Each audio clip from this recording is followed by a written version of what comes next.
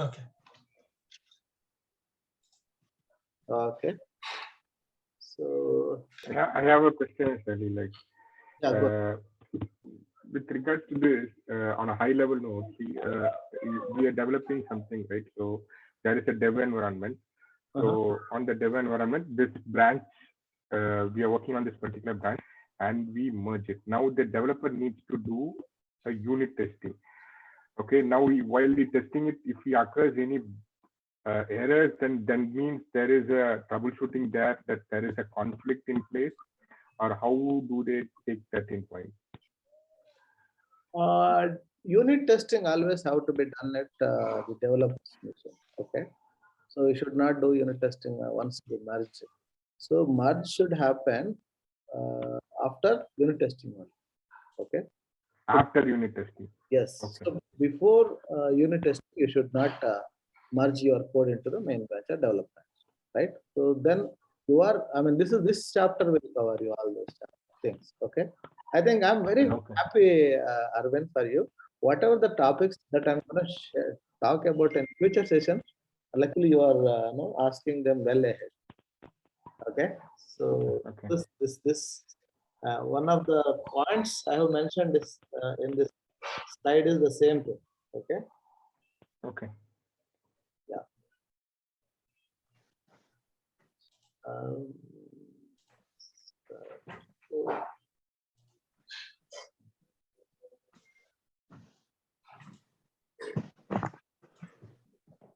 So hope you are able to see my screen.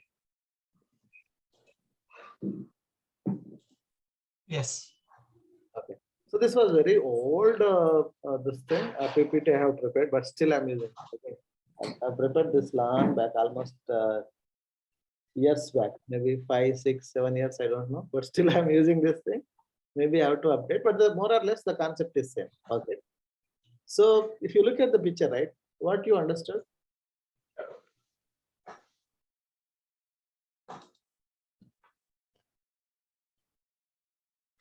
So what do you understood from this picture? Anyone else apart from Arvind or Vinod? Maybe Amy? I understand from the picture, like the developers write the code. Very good. And sends to the code repository. Excellent. So once they write the code, they unit test on their local box or local, and they push the code to the source code repository. Here I mentioned subversion. Maybe in our case it is Git. Okay. So from there you have an integration, continuous integration or build tool like Jenkins. Jenkins is not the only build tool. There are so many other build tools like Hudson, TeamCity, TFS, Bamboo, Circle CI. So many other tools are there. But because Jenkins is so popular, I've used Jenkins as an example. So what this Jenkins does and what is the build mechanism? What is the trigger point when it has to trigger a build, right? So that's where you have various trigger points. One trigger point could be a cron job type of thing, like where you define regular intervals. Okay, you pull the code every 1 hour, or you pull the code once in a day, or you pull the code twice in a day. Okay, based on the environment where you are going to deploy the code. If it is, for example, your QA environment, right? So you will not frequently build and test it in QA, right? So once in a day or twice in a day. If the changes are too frequent, then we'll take twice in a day, once in midnight and once in afternoon 12. Then that's the only 2 intervals. Okay. For example, if you are a developer and the changes are continuously pushing to the development path, and each check-in has to be verified by a build. So that's where maybe once in an hour or once in 2 hours you trigger a continuous integration there. Or if it is your UAT or some staging environment, that could be once in a week. Or if it is your production environment, that could be once in a month.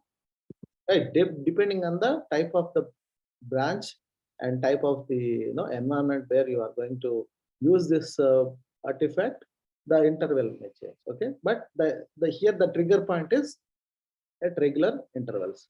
There could be other trigger points on demand. As and when you wanted to trigger a build, you can go and manually trigger a build or something like that. I have a Jenkins job, and this is depending on, I mean, some other Jenkins job is depending on this job.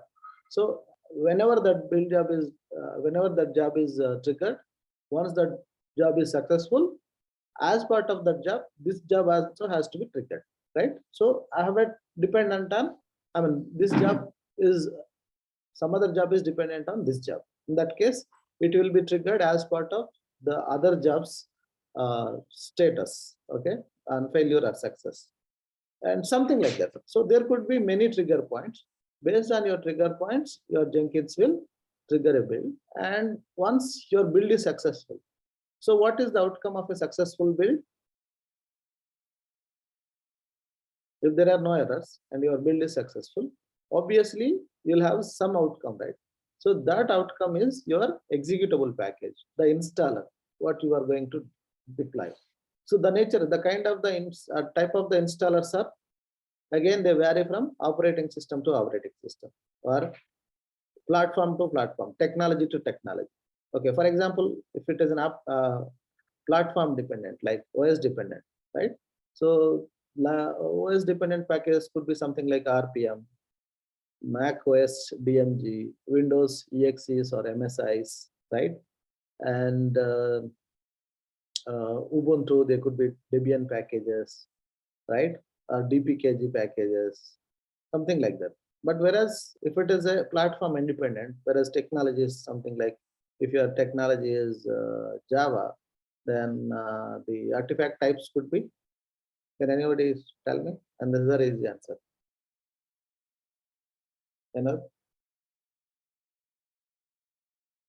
Can you repeat the question? Yeah, if it is, if your technology is Java, right? So what kind of artifacts will be resulted in? Artifact is nothing but a deployable item or an installable item, or it could be anything. So in some cases, it could be simply a zip file or WAR file or tar file, whatever it may be. So generally, if it is a Java application, it is a WAR file or jar files, right? And yeah, if it is a Windows-based application, as I told you, it could be a EXE or MSI. And if it is something like Linux-based thing, it could be an RPM, right? It could be a .dev package, right? Some cases only a document, simple document, whatever it may be. So the outcome of a successful build would be a package or an executable or an installable item, right? So you have that installable item, then where do you maintain that one, right? So on the same mission, so when it is build is completed, the package will be generated in one particular location on the same Jenkins machine. It could be something my job under workspace, my job, and target mission, some XYZ that jar, right? But will anyone able to go and log into Jenkins to download that package every time? All right, you should have an easily accessible way. For example, you wanted to go and download Java software or anything, Java or any software, you'll be directly navigating to their site and you will be downloading, because that's where they have uploaded and it is easy for anyone to go and download it. You should also able to provide, for at least not for the outside world, within your organization. There are so many teams. You have QA teams, development teams, and release team and operations team. Whoever wants to use that package, there should be an easy way to access it. That's where the artifact repositories will enable you to use it, right? You will have a URL from which you can directly download it, right? Or else you wanted to use that URL in one of your programming automation, right? Maybe I'm writing an Ansible playbook in which I just wanted to use this URL. I don't want to do anything manual. I just need to provide a version number and that version number and this artifact URL, okay, and the package name. All these things, if you give right, it should able to go download programmatically, not manually, right? So that for that purpose, we have a repository called next artifact repository. So the type of artifact repository we have now are Nexus and JFrag artifact repository. When I was discussing this, Nexus was popular, but recent days, now the JFrag artifact repository is so much popular. I can teach any of them.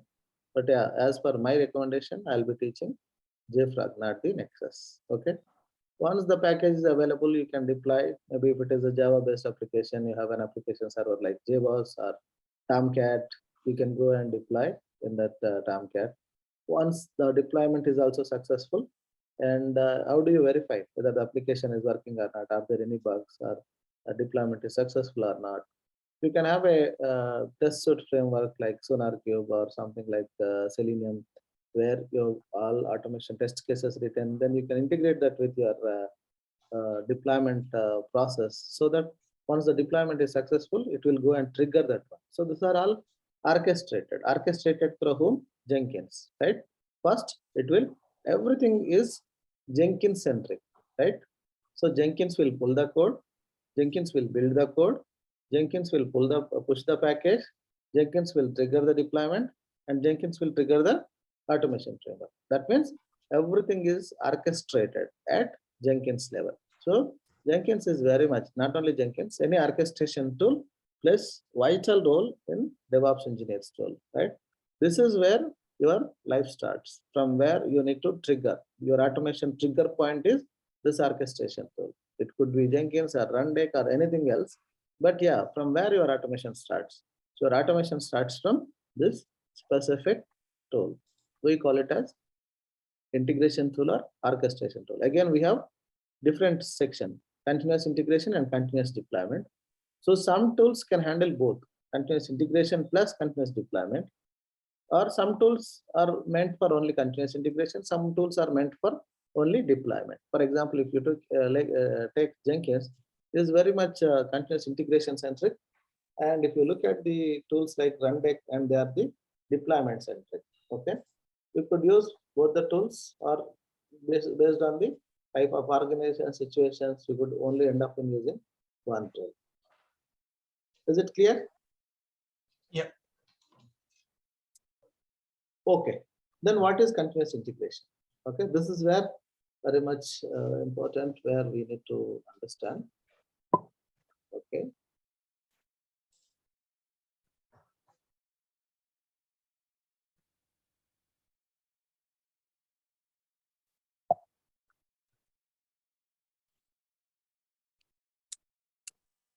Yeah.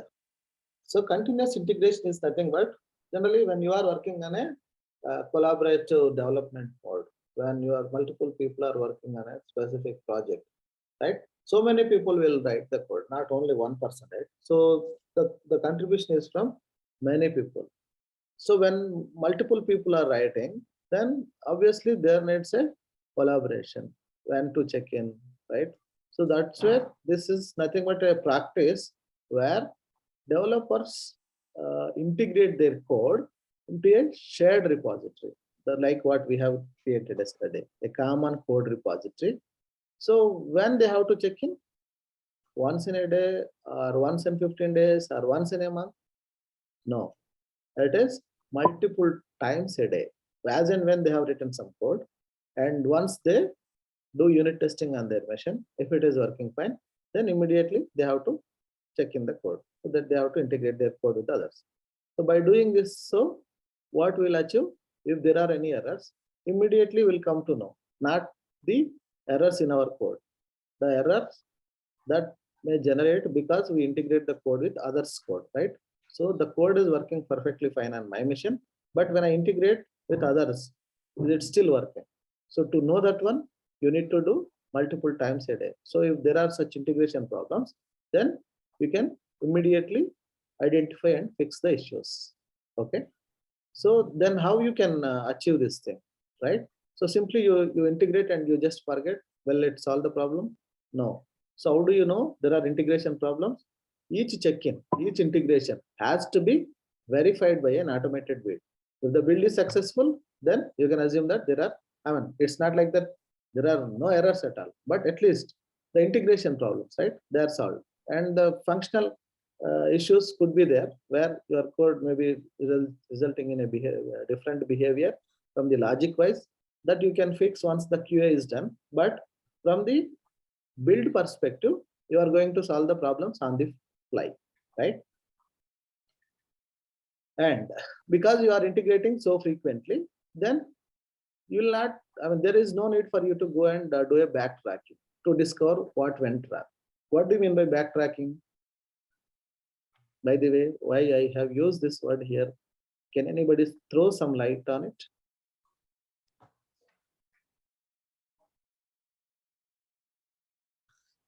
Right? Means you don't need to. Yeah, go ahead. It means you don't need to go far back to see what's going wrong, because everything is recording, like is being tracked. Everything is being tracked on every step. Yeah, you're right. Okay. For example, assume I'll just polish it. Okay, you're absolutely right.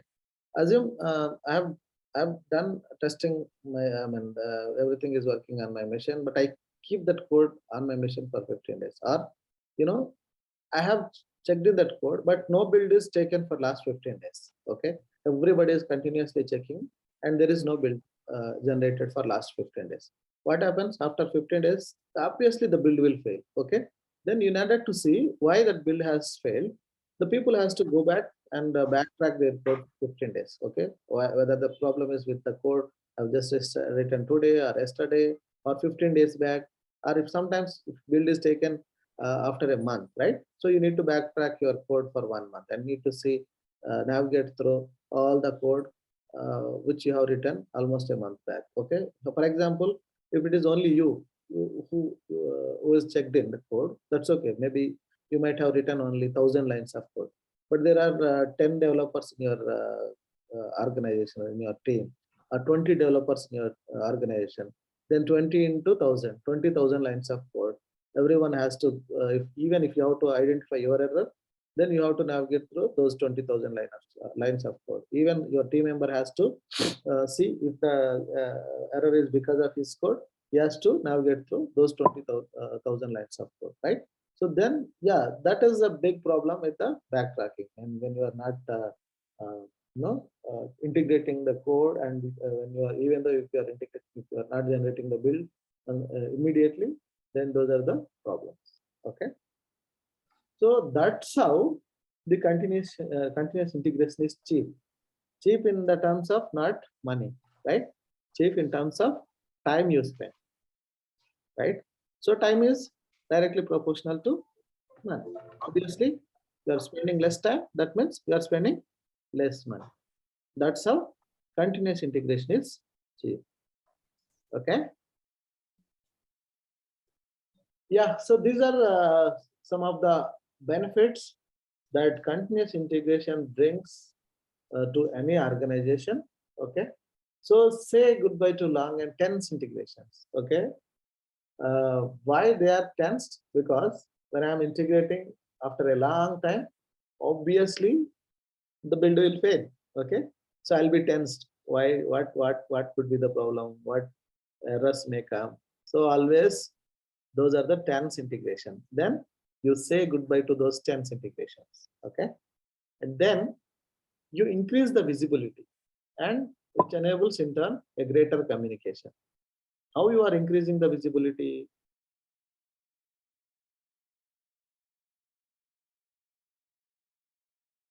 Here, immediately after checking the code, I mean, you are verifying that check-in by an automated build. If the build is successful, good. If the build fails, everyone knows that the build got failed. So again, everyone will be curious to know why the build got failed, and everyone will be also curious to know who checked in that code. That's how it enables a greater visibility, and also, right, who checked in and why it has been. That means it is the communication is also very good.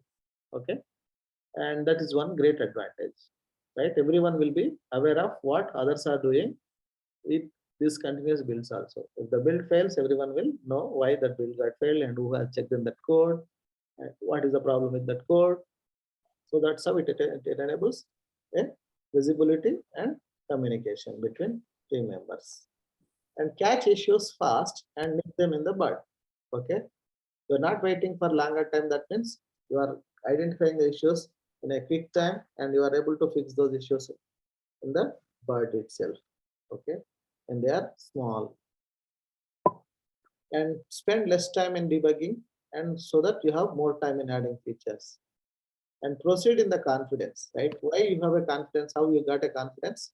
Because every day, every check-in is verified by a automated build. Then if the build is successful, then you know, right, whatever the code you have written so far, there are no errors. Every day you are making sure that whatever the code that you have written till today, there that is error free. Okay, at least from the build perspective. That means tomorrow when you are starting your day, you'll have more confidence, right? So I don't need to worry about whatever the code I have written till yesterday.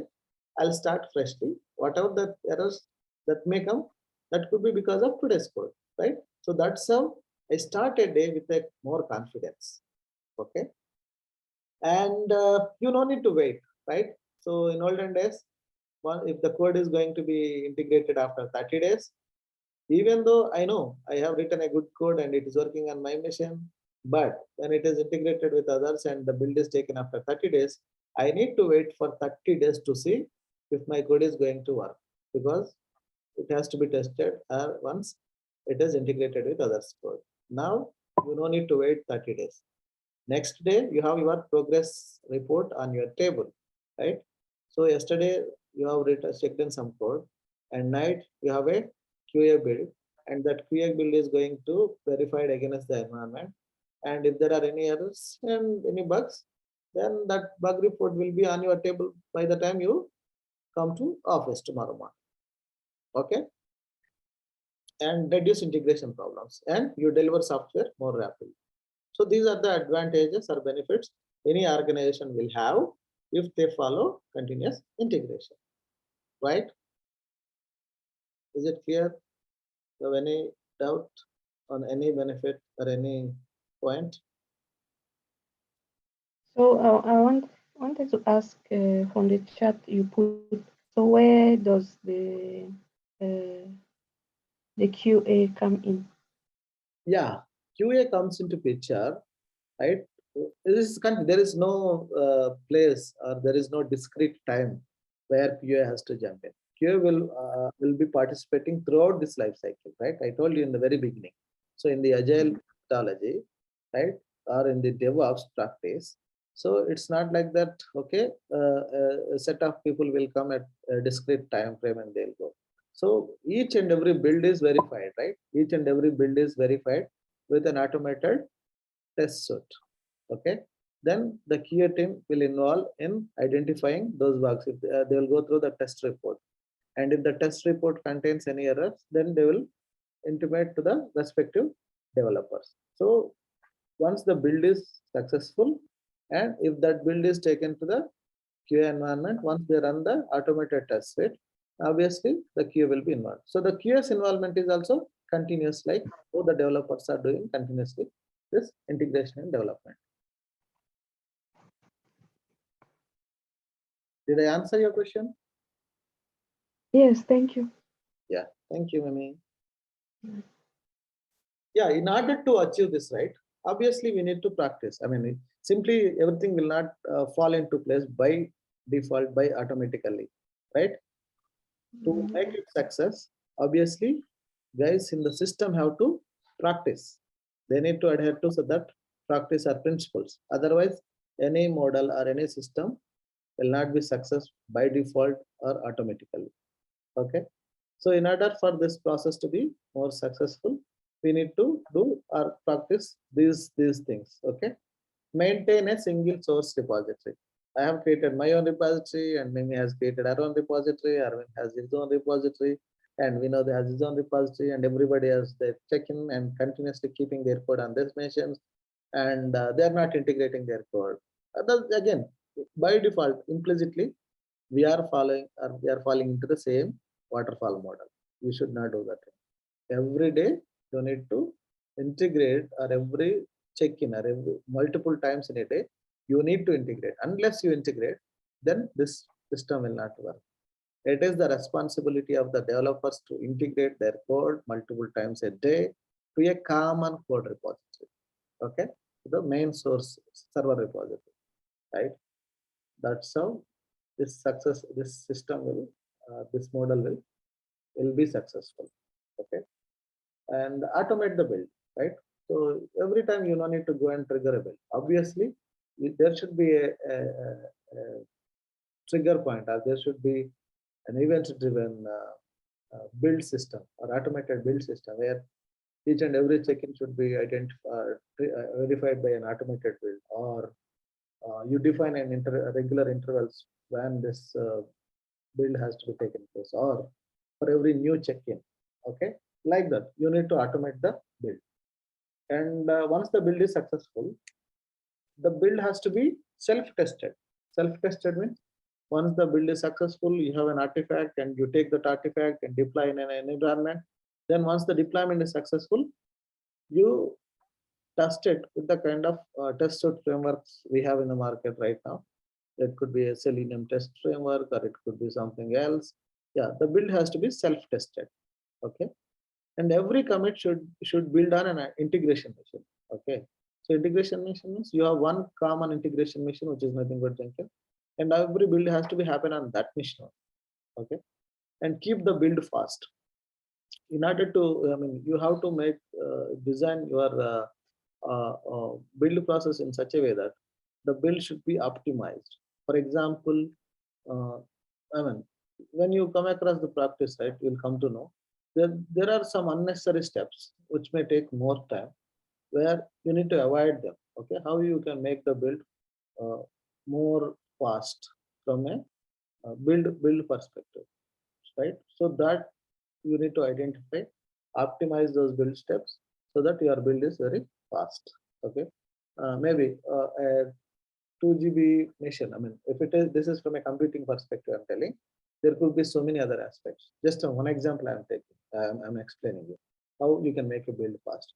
You are running on a single core machine with 2 GB RAM, right? Obviously, a machine with maybe 4 core and 8 GB RAM, the build may be very fast from the computing perspective on that machine. Okay, and not only that one, there could be a multi-thread, even though machine is single, and your build process is a single thread application, and you are not distributing your load onto multiple computing instances, then it may take more. So then how you can auto scale it, or to make the build fast.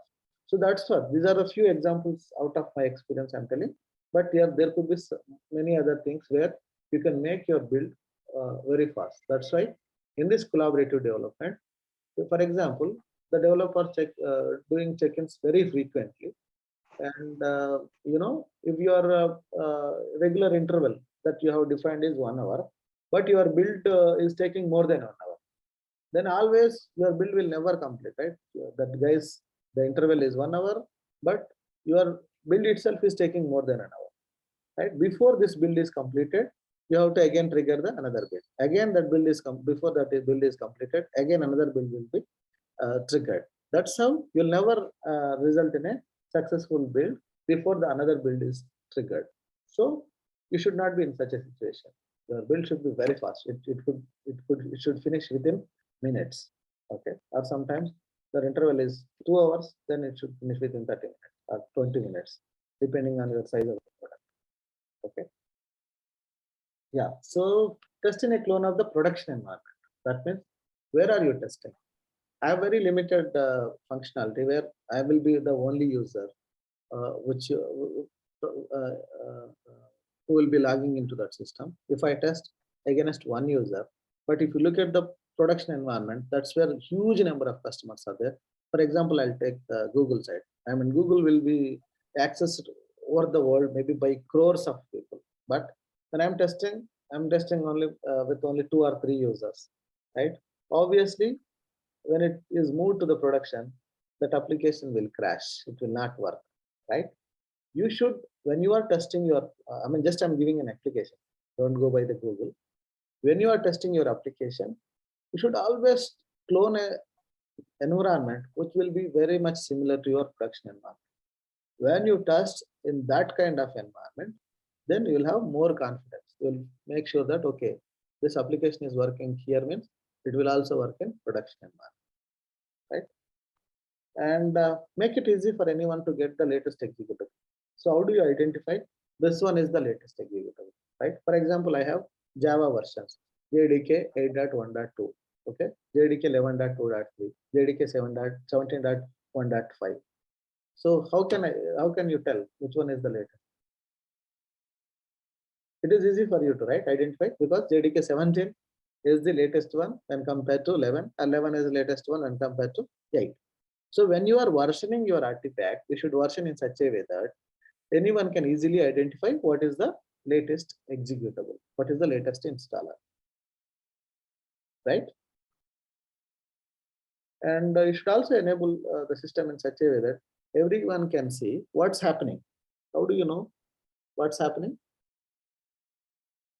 Because you need to enable a communication system. That means every successful build should be intimated to all the team members. I mean, you should send an email saying that the build number maybe 22.9.16 is successful and build number 22.9.17 is failed, right? If you send an email to each and every build that is successful or that is failure, then people will able to know, okay, what happened and what's happening, whatever the code that we are checking, is it working fine or not working fine? All those things, they will be intimated through a communication channel. That's how they will know what is happening in the system. Okay. And if all these things are done, then such build is successful. Then you should also automate the deployment. If you have an artifact available and you have an automated system, deployment system in such a way that it will take and deploy that code into respective environments automatically. Okay, you need to automate that system as well. That anyhow we'll learn in our consequent chapters. That automate, how do you automate the deployment? That's where your continuous deployment comes into picture, or configuration management tool like Ansible comes into picture. Is it clear from the practice side what you have to do? Yeah. So we have told you how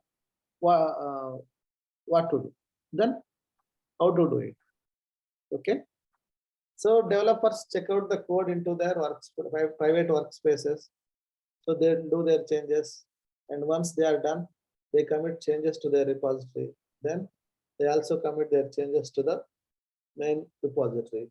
So we have a continuous integration server in place. Its duty is to monitor the repository, and as and when there are new check-ins, then it will identify what are the new check-ins that happened, and it will go and trigger the build, right? If there are any new changes, it will go and trigger the build. Okay. Once the build is successful, it will run some unit tests and integration tests. And if that is successful, then it will release the artifact. When it is releasing the artifact, what it will do? It will label it. Okay. So what is the label? Label is nothing but a version. So the version string will contain three things: major, minor, and build number. I told you, right? The example of JDK 17.2. Some 250 is there. 17 is the major version, 2 is the minor version, and 250 is the build number. Okay. So that's how any CI server has to assign. I mean, that nomenclature will be defined by the project manager or the architect within the project, and that has to be followed. Okay, each build has to have a unique number. Okay, and once the build is successful, you define this thing to whom you need to intimate or send an email. So the CI server, in the CI server itself, we can mention in the post build action, send an email to these participants. Okay, if it is only CI build, you intimate to the development team. If it is a QA build, you intimate to the development team plus QA team. If it is a production build, you intimate to everyone, operations, release team, and everyone. Okay, that's how you can mention whom you need to, who are the targeted stakeholders, right? Who are the team members to whom you need to send an email. So that's how the CI server informs through an email about the success of the build. Okay. Even if the build or any test cases fails, it will send an alert to the respective team. Okay. So once they alert, right, the CI server alerts the team who is responsible for that piece of code, they will go, they'll fix the issue at the earliest opportunity.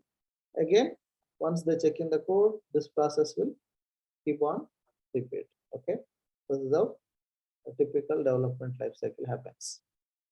Clear?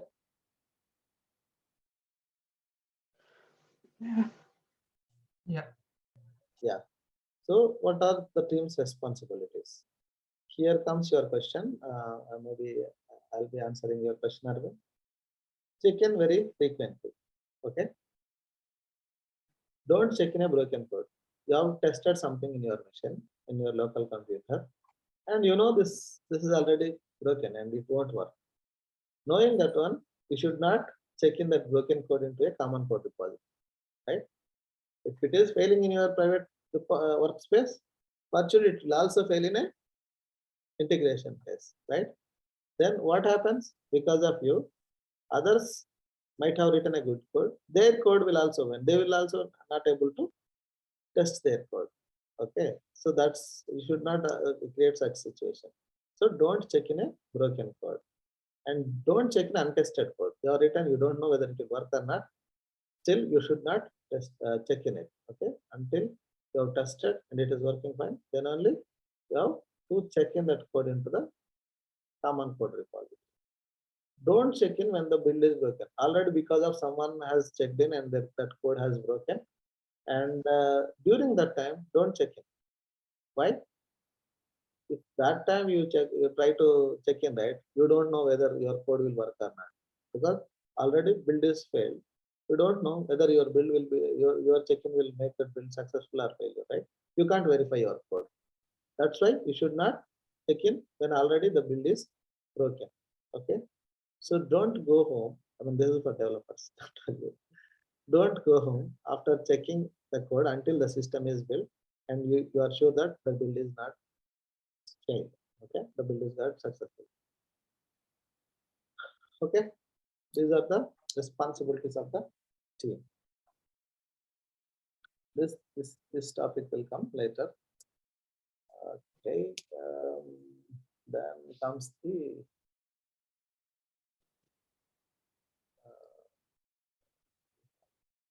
have only 10 minutes left, right? Shall we start with the Jenkins or will resume freshly from the next class?